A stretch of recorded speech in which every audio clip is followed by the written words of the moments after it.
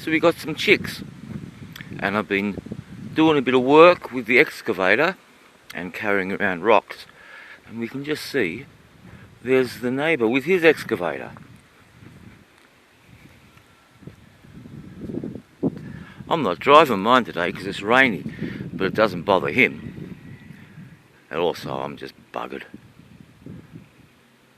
So there he is. Alright, look what I've done.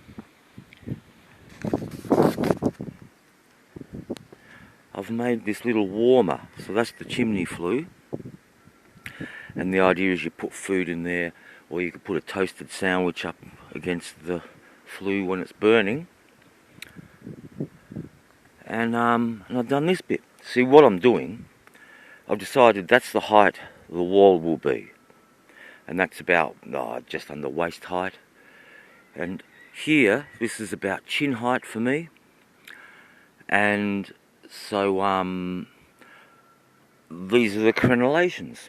So a gap here that I'm filling with ferns. Then I'll crenellate this to that height, to here. I hope this camera's getting a good enough view. So one crenellation, two, another gap with ferns, and then a third one, and then here, I haven't quite decided yet. What I was going to do today, before it rained, and look, there's still a bit of rain here and there, showers, I'm going to dig through this bit here. And then the big adventure starts. Because then I'm going to go down there. So I'm getting a bit sick of this work. I do this. I get something to like 90% done, and then I move on. But it's good to let it rest, you know. Because see how tall it is. It's that must be closing in on 4 meters now. And so I should let it have a few little rains. And so today is very good. A little bit of rain for the back of this. But alright, what I'm doing, you can't really tell here, but this area is going to be a cricket ground. We'll get back up on top. I will have a good look at it from behind. So if I reach my arm up, I can touch this log. So I don't know how tall that is, but it's fairly tall. Let's say 2 meters, 6 foot. So that's going to be 12 foot, roundabout. Alright. Oh, I got a good burn through here the other day. I dropped the cigarette butt and went woof, and it was just where I wanted to have a burn anyway. So I let it burn. Well, the end fell out of my cigarette onto the ground, and then just caught a leaf. And it went, whoosh. That was good. It was a little bit of a windy day. I wouldn't have done it on purpose. But that little accident helped it through. And because I was there with buckets of water and a spade, so it wasn't going to go too far. Alright. We are standing just in the boundary line of the cricket ground. I'm going to pause you and climb back up, and I'll get a good view for it. Okay, we're back up near the top. I picked up some twigs on the way. So it's looking good.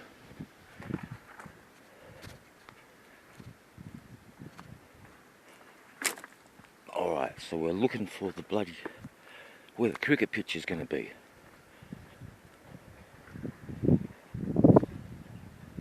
Oh, it's hard to get a good view. I think the best view is if I stand up in this wall.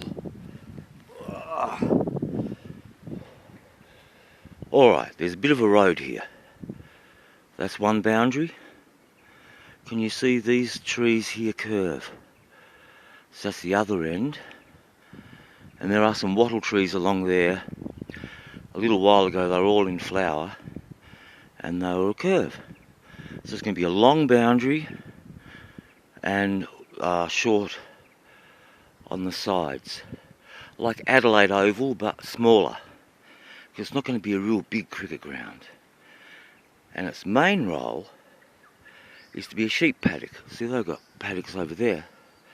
So I put a sheep paddock in here, And I'm going to need to drop a few of those trees, which is a shame.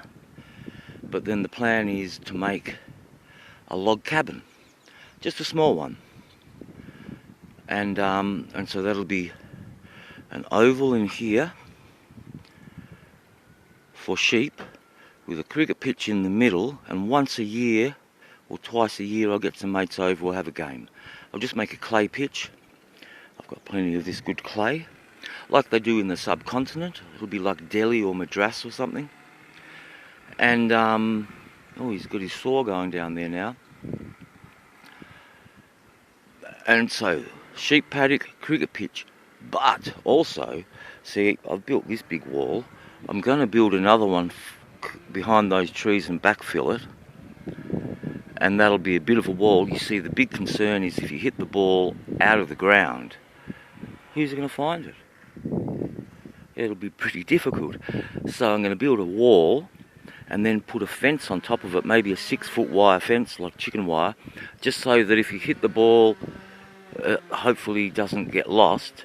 And probably we will use an indoor cricket ball because they don't travel quite as far. You can still hit a 4 or a 6 on this little ground, but if you try it on the Adelaide Oval, the ball whoosh, dies at the end. Anyway, and the back wall, I am dreaming of getting like 1,000 truck tyres. They give them away because they've got to pay like $25 to dispose of them, or $50 or something.